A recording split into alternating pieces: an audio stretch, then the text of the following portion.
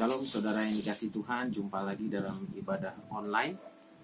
Seperti biasa, jemaat akan tetap beribadah di rumah masing-masing, tentunya melalui siaran khotbah yang direkam di YouTube oleh hamba-hamba Tuhan, membantu jemaat Tuhan untuk boleh tetap setia beribadah dan juga mendengarkan firman Tuhan tiap-tiap minggunya. Baik Bapak Ibu Saudara yang dikasihi Tuhan, saya mengajak kita semua untuk sama-sama kita mendengarkan firman Tuhan, namun terlebih dahulu kita bersatu di dalam doa. Mari kita berdoa. Allah Bapa yang bertakhta dalam kerajaan sorga, terima kasih Tuhan, kami mengucap syukur hari ini kami jemaat-Mu boleh datang kembali beribadah kepada Tuhan. Kami rindu Tuhan, Engkau hadir tengah-tengah ibadah kami, memberkati kami. Lebih lagi Tuhan, melalui firman-Mu Tuhan yang akan kami baca dan renungkan. Berkati hamba-Mu yang menyampaikan kebenaran firman Tuhan. Hanya di dalam nama Tuhan Yesus, kami siap untuk dengarkan firman-Mu. Amin. Bapak Ibu Saudara yang kasih Tuhan, firman Tuhan terambil dari 1 Petrus pasalnya yang ke-5, ayatnya yang ke-7 sampai dengan ayatnya yang ke-11. Firman Tuhan hari ini terambil dari 1 Petrus pasalnya yang ke-5, ayat yang ke-7 sampai dengan ayat yang ke-11. Baik, bila Bapak Ibu Saudara sudah menemukannya, saya akan membacanya buat kita semua. Demikian firman Tuhan. Serahkanlah segala kekhawatiranmu kepadanya, sebab Ia yang memelihara kamu. Sadarlah dan berjaga-jagalah. Lawanmu si iblis berjalan keliling sama seperti singa yang mengaum-ngaum dan mencari orang yang dapat ditelannya. Lawanlah dia dengan iman yang teguh, sebab kamu tahu bahwa semua saudaramu di seluruh dunia menanggung penderitaan yang sama. Dan Allah sumber segala kasih karunia yang telah memanggil kamu dalam Kristus kepada kemuliaannya yang kekal, akan melengkapi, meneguhkan, menguatkan dan mengokohkan kamu sesudah kamu menderita seketika lamanya. Ialah yang mempunyai kuasa sampai selama-lamanya. Amin. Demikian jauh firman Tuhan, Bapak Ibu Saudara yang kasih Tuhan. Hari ini Bapak Ibu saya rindu kita semua mendengarkan firman Tuhan ini. Dan biarlah harapan saya firman Tuhan ini menjadi kekuatan bagi kita sekalian. Hari-hari ini memang berat karena situasi yang sulit diakibatkan oleh pandemi. Ya, banyak sekali terdampak dalam kehidupan kita dalam berbagai aspek. Oleh sebab itu, hari-hari ini kita perlu sekali sesuai dengan firman Tuhan, kita lakukan kebenaran firman Tuhan ini. Dari firman Tuhan yang kita bacakan tadi, ada beberapa yang harus kita lakukan. Yang pertama, saya mau bagikan kepada Bapak Ibu Saudara di ayat yang ke-7. Mari Bapak Ibu perhatikan ayat yang ke-7. Demikian firman Tuhan, serahkanlah segala kekhawatiranmu kepadanya. Serahkanlah segala kekhawatiranmu kepadanya, sebab Ia yang memelihara kamu. Yang pertama Bapak Ibu jemaat yang dikasihi Tuhan, di tengah-tengah situasi kondisi saat ini yang saya yakin banyak sekali pergumulan kita, dan saya percaya firman Tuhan ya dan amin buat kita semua. Ketika kita lakukan kebenaran firman Tuhan, ini menjadi kekuatan bagi jemaat Tuhan. Oleh sebab itu saya mengajak poin yang pertama, hari-hari ini yang harus kita lakukan jemaat Tuhan, yaitu pertama kita serahkan kepada Tuhan segala kekhawatiran kita. Apa yang menjadi kekhawatiran kita saat-saat ini? Apa yang menjadi kekhawatiran kita, ketakutan kita saat-saat ini? Apa yang ada di pikiran kita, ketakutan pikiran kita yang membuat kita akhirnya jadi drop, yang membuat kita akhirnya jadi tidak fokus, yang membuat kita akhirnya jadi lemah. Segala ketakutan, kekhawatiran. Saya mau ajak kita semua jemaat Tuhan, datang kepada Tuhan, serahkan segala kekhawatiranmu kepadanya. Karena ada janji Tuhan Ya, ketika kita datang kepada Tuhan, serahkan segala kekhawatiran kita, maka Tuhan yang akan memelihara kita. Pertama kali yang akan Dia lakukan ketika kita datang kepada Tuhan, membawa segala kekhawatiran dan ketakutan kita, yaitu Ia akan menjaga, memelihara kita. Dia akan memelihara hati pikiran kita, supaya kita itu tidak terlalu worried, ya, tidak terlalu khawatir, tidak terlalu cemas, tidak terlalu takut, tidak overreact, ya, tidak terlalu berlebihan dalam bereaksi, menyikapi, ya, situasi kondisi saat ini. Ketika kita dalam masa-masa pergumulan ini, ya, kita tetap senantiasa dijaga pikiran kita, dijaga hati kita, untuk tetap kita fokus kepada Tuhan. Oleh sebab itu, satu yang harus kita lakukan ini penting. Kita datang ke Tuhan, serahkan segala kekhawatiran kita, maka Tuhan yang akan memeliharakan kita. Dia yang akan menjaga hati kita, menjaga pikiran kita untuk tetap fokus datang kepada Tuhan. Yang pertama, Bapak Ibu, itu yang harus kita lakukan. Yang kedua, yang harus kita lakukan pada hari-hari ini, di tengah-tengah situasi yang sangat sulit, di tengah-tengah situasi pergumulan yang sangat berat ini, mari kita tetap sadar dan berjaga-jaga. Ya. Di ayatnya yang ke-8, Bapak Ibu, sadarlah dan berjaga-jagalah. Lawanmu si iblis berjalan keliling sama seperti singa yang mengaum-ngaum dan mencari orang yang dapat ditelannya. Jadi yang kedua yang harus kita lakukan, Bapak Ibu, di tengah-tengah situasi saat ini, hari-hari ini yang saya yakin sangat berat buat kita semua, yaitu kita tetap sadar, ya, tetap berjaga-jaga, terjaga, ya, sadar, aware, ya, kita tidak lengah, ya. Ketika kita mulai lengah, kita tidak sadar bahwa kita ini sedang dalam kondisi iman kita drop, ya, kita lemah, ya, kita khawatir, ketakutan yang berlebihan. Ada satu oknum yang senang, ada satu oknum yang tidak tinggal diam, yaitu iblis, yaitu roh jahat, setan, yang berusaha untuk merasuk ke dalam diri kita, yang berusaha untuk menginfiltrasi kehidupan kita, yang berusaha untuk masuk, ya, mempengaruhi pikiran kita, ya, yang membuat kita jadi ketakutan berlebihan, yang membuat kita merasa terintimidasi, yang membuat kita akhirnya muncul pikiran-pikiran negatif, muncul pikiran-pikiran yang tidak berkenan di hadapan Tuhan. Oleh sebab itu, ini yang kedua yang harus saya ingatkan, yang harus kita lakukan di tengah-tengah situasi saat ini, yaitu kita tetap sadar dan berjaga-jaga seperti seorang yang tentara, ya, seorang tentara yang sedang berjaga-jaga, yang sedang piket, ya. Jadi dalam kondisi siap siaga, ya, dalam kondisi siap tempur, ya, dia harus selalu terjaga, ya, supaya tidak ada infiltrasi, tidak ada serangan yang tiba-tiba yang akan mengejutkan dia. Nah, itulah yang harus kita lakukan. Nah, bagaimana supaya kita tetap sadar dan terjaga? Ya, ini saya bicara tentang kerohanian kita, ya, Bapak Ibu. Saya bicara tentang kerohanian diri kita. Yang paling tahu, ya, situasi rohani kita saat ini adalah diri kita sendiri dan Tuhan. Dan tentunya ada satu yang juga tahu, yaitu iblis yang digambarkan seperti, ya, singa yang berkeliling, ya, mengaum-ngaum mencari orang yang dapat ditelannya, mangsa, ya, sasaran empuk, target yang jelas. Oleh sebab itu, ya, kita harus sadar dan berjaga-jaga. Bagaimana caranya supaya kita tetap sadar dan terjaga rohani kita, ya? Rohani kita tidak melempem, rohani kita tidak tidur, ya, tidak terlelap. Yang pertama yang harus kita lakukan di poin yang kedua ini, yaitu mari kita, ya, lawan dengan iman yang teguh, ya, lawan dengan iman yang teguh. Itu yang harus kita lakukan, ya.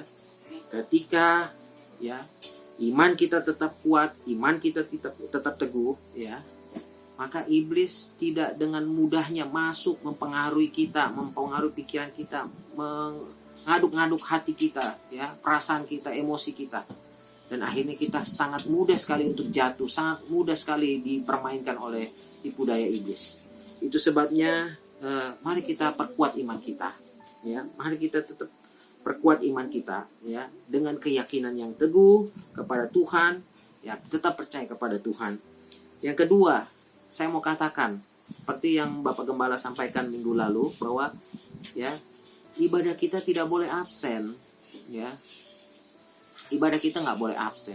Ya. Absen di sini dalam pengertian begini, Bapak Ibu. Ya.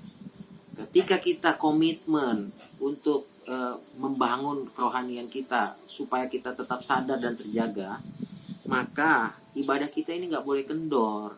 Ya. Ibadah ini nggak boleh lalai, gitu ya. Kita harus tetap beribadah, ya. Meskipun situasi sangat sulit saat-saat ini untuk kita beribadah, sepertinya tidak memungkinkan untuk kita beribadah, tapi harus tetap kita ambil waktu beribadah. Ya, saat ini kita diberi kesempatan untuk beribadah bersama keluarga kita masing-masing. Mari ambil kesempatan ini untuk kita lebih membawa keluarga kita, ya, rumah tangga kita, anak-anak kita, pasangan kita datang kepada Tuhan, beribadah bersama-sama, memuji menyembah Tuhan. Ya. Dan iblis ini tidak akan dengan mudahnya masuk ketika di dalam rumah orang-orang yang beribadah. Ya. Iblis tidak akan mudah untuk masuk ketika di dalamnya ada orang-orang yang senantiasa setia datang kepada Tuhan, beribadah kepada Tuhan. Oleh sebab itu, ini yang membuat kita tetap sadar dan terjaga rohani kita, yaitu ketika kita tidak absen dalam hal beribadah. Yang berikutnya yaitu doa kita tidak boleh berhenti, Bapak Ibu. Ya. Apapun pergumulan kita, apapun masalah kita, ya. Firman Tuhan katakan di dalam 1 Tesalonika pasal yang kelima, yaitu kita harus doa dengan tidak henti-hentinya. Ya. Doa dengan tidak henti-henti. Pray without ceasing. Ya, artinya kita nggak boleh berhenti berdoa.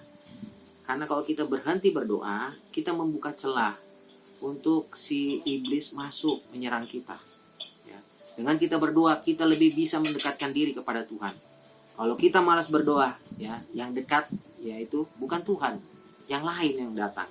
Itu makanya kita harus tetap kuat berdoa, ya, jangan malas berdoa.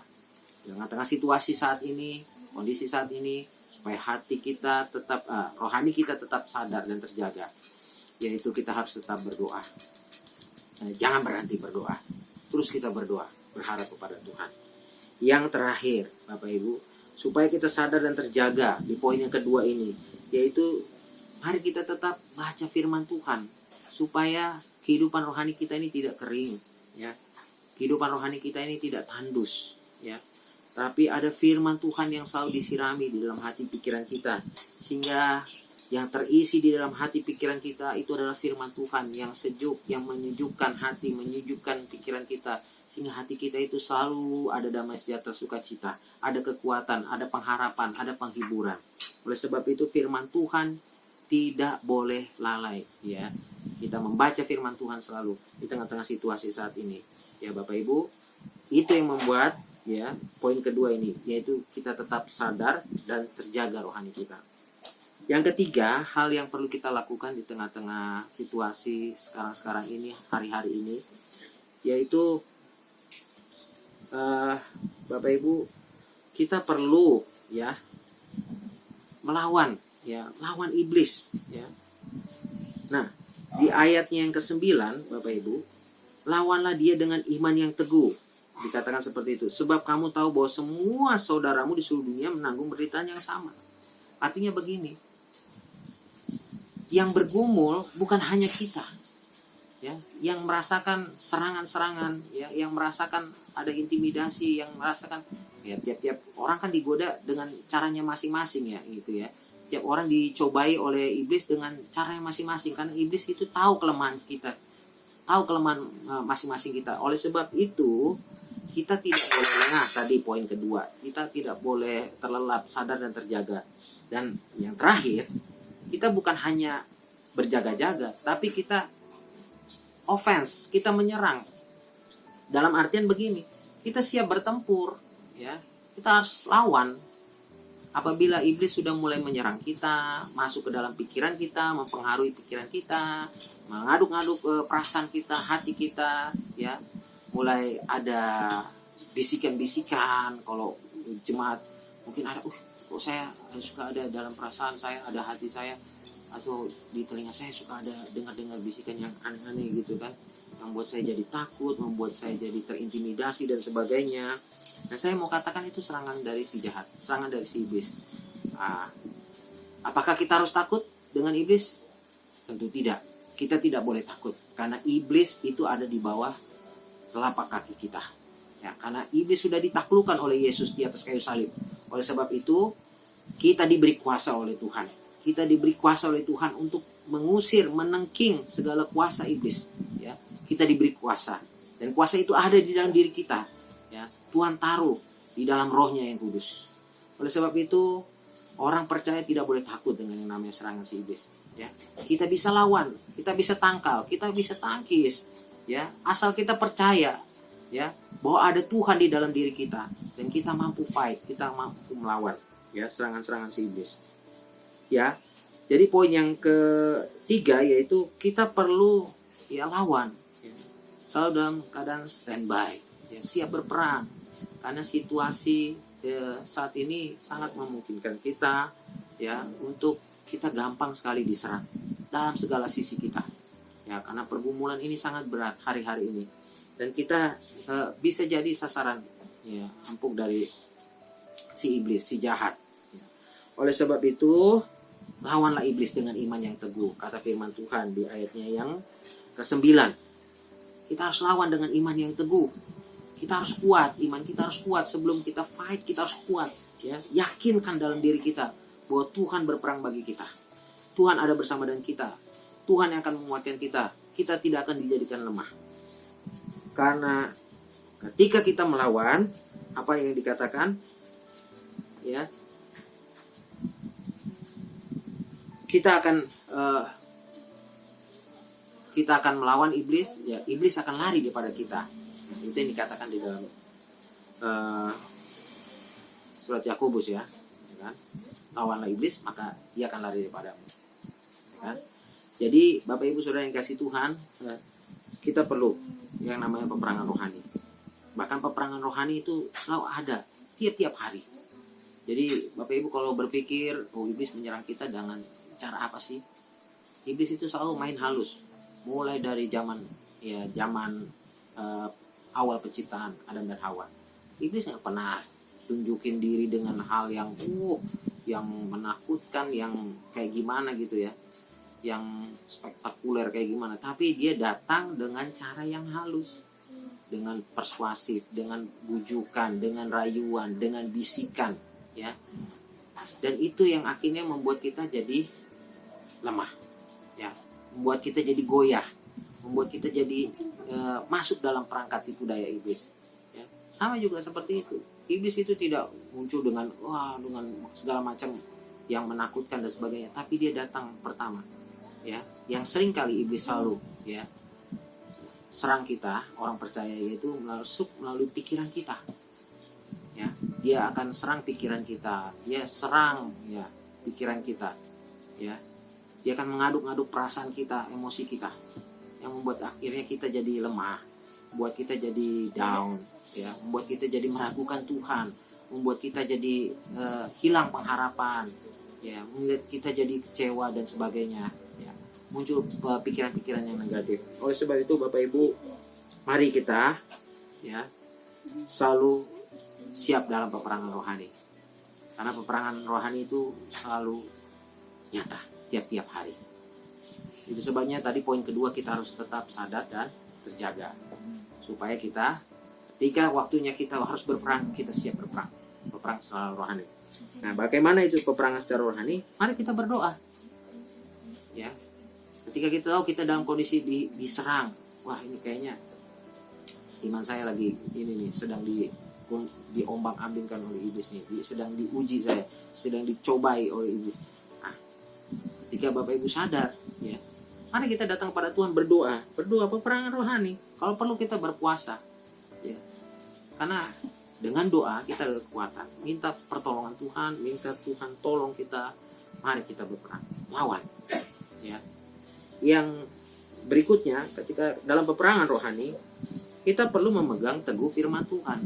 Itulah yang menjadi senjata kita untuk kita selalu siap berperang dalam peperangan rohani. Ya. Karena iblis selalu menyerang keraguan kita akan firman Tuhan. Iblis selalu menyerang keraguan kita akan Tuhan. Apakah Tuhan akan menolong kita? Apakah Tuhan akan membebaskan kita? Apakah Tuhan akan menyelamatkan kita? Jadi iblis selalu mengintimidasi kita, selalu membuat kita ragu, membuat kita akhirnya meragukan Tuhan dan sebagainya. Dengan firman Tuhan ya yang ada di dalam diri kita, yang kita hafal, yang kita ingat, yang kita yakini, kita pegang teguh, kita perkatakan firman Tuhan itu di dalam doa, kita perkatakan itu dalam kehidupan kita hari lepas hari, maka iblis akan mundur daripada kita. Itu yang menjadi kekuatan kita ya. Bagaimana seseorang prajurit ya mau berperang kalau dia tidak membawa senjata? Bagaimana seorang prajurit mau berperang kalau dia tidak membawa pedang, gitu kan, membawa senjata ya, untuk menyerang. Nah, senjata orang percaya yaitu firman Tuhan ya, itu yang dia pegang terus ya, itu yang dia pegang teguh dalam hidupnya, yang membuat dia akhirnya menjadi kuat ya dalam peperangan. Yang terakhir Bapak Ibu, mari kita datang kepada Tuhan, sumber dari segala sesuatu. Hari-hari ini kita perlu Tuhan ya. Jadi bohong kalau hari-hari ini kita bergumul, hari-hari ini kita susah, hari-hari ini kita gelisah dan sebagainya ya. Kalau kita susah, hati kita gelisah, kalau kita ada pergumulan ya, ke manusia kita bisa kecewa. Tapi kalau kita datang ke Tuhan, kita dapat kekuatan ya. Oleh sebab itu di ayat yang 10 ya dikatakan, dan Allah sumber segala kasih karunia yang telah memanggil kamu dalam Kristus kepada kemuliaannya yang kekal, akan melengkapi, meneguhkan, menguatkan dan mengokohkan kamu. Jadi paket lengkap ini yang diberikan oleh Tuhan ketika kita datang kepada sang sumber, yaitu sumber dari segala sesuatu dalam kehidupan kita ya. Ketika kita datang kepada Tuhan yang adalah sumber dari segala sesuatu, Dia yang akan memperlengkapi. Dalam bahasa aslinya kata memperlengkapi itu artinya menyempurnakan. Dia yang akan menyempurnakan hidup kita ya. Hanya Tuhan yang kita perlu, tiada yang lain ya. Ketika kita bergumul, ketika kita datang kepada Tuhan, Dia yang akan menyempurnakan kita, Dia yang akan memenuhkan kita. Yang berikutnya, kata meneguhkan di sini, Ia yang akan menjadikan kita tidak goyah ya. Membuat kita tidak goyah, gak gampang terombang-ambing. Ketika kita datang kepada Tuhan yang adalah sumber segala sesuatu, Dia yang tidak akan membuat kita goyah.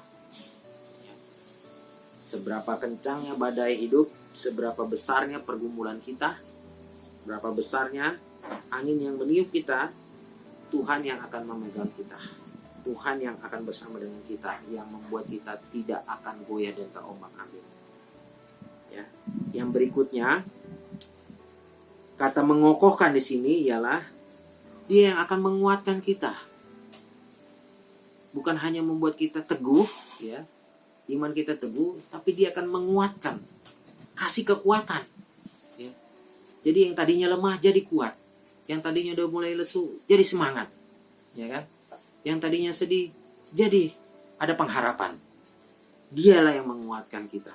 Ya, kata aslinya di sini, kata mengokohkan di sini ialah strengthen, artinya menguatkan, dikuatkan. Ya. Dia yang menguatkan kita. Baru kemudian yang terakhir, ya di situ gak ada di dalam bahasa Indonesianya ya, tapi di dalam bahasa Inggris ada satu kata lagi yang tertinggal di situ, kata settle. Ya, dalam terjemahan bahasa Inggris yang lain dia pakai kata establish. Ya, nah kata ini kalau kita terjemahkan artinya Dia yang akan menjadikan kita. Menjadikan kita apa? Ya, Bapak Ibu Saudara kasih Tuhan, Dia yang akan menjadikan kita pemenang. Dia akan menjadikan kita keluar sebagai pemenang. Ya. Karena kita sudah disempurnakan, diperlengkapi, Karena kita sudah diteguhkan, jadi tidak goyah. Karena kita sudah dikokohkan dan dikuatkan. Dan akhirnya kita akan keluar sebagai pemenang. Keluar dari pergumulan kita, keluar dari masalah kita, keluar dari hari-hari ini yang kita rasa berat, yang kita rasa bergumul, ya. Karena Tuhan yang akan sertai kita sampai akhirnya nanti di ujung, ya. Dia yang akan settle, dia yang akan membuat kita jadi settle, ya. Dia yang akan establish kita, dia yang akan memunculkan kita, dia yang akan menjadikan kita, ya, seorang pemenang. Jadi Bapak Ibu Saudara yang kasih Tuhan, hari-hari ini hal-hal yang perlu kita lakukan, ya kita lakukanlah. Yang pertama, serahkan segala kekhawatiranmu kepadanya, ya, karena percaya Tuhan yang akan memelihara kita. Yang kedua, ya, poin yang kedua, kita harus terus sadar dan terjaga rohani kita, ya. Iman harus tetap kuat, ibadah nggak boleh absen, ya, doa nggak boleh kendor, ya, baca firman nggak boleh malas. Yang ketiga, ya, kita harus tahu bahwa iblis itu tidak tinggal diam. Dia akan selalu, ya, mencari celah untuk menyerang kita. Oleh sebab itu kita harus prepare yang ketiga ini. Siap, dalam kondisi siap berperang secara rohani. Karena peperangan rohani selalu, ya, ada di dalam kehidupan kita. Dimulai dari pikiran kita, ya, dimulai dari perasaan kita, hati kita, ya. Iblis tahu, ya, kelemahan kita masing-masing. Oleh sebab itu, ya, kita nggak boleh lengah, harus siap berperang. Yang terakhir, mari kita tetap datang kepada sumber dari segala sesuatu, yaitu Tuhan. Karena janji Tuhan lengkap di sini. Dia yang akan memperlengkapi, yang dalam terjemahan artinya menyempurnakan kita. Dia yang akan meneguhkan, dalam artian dia yang tidak akan membuat kita jadi goyah.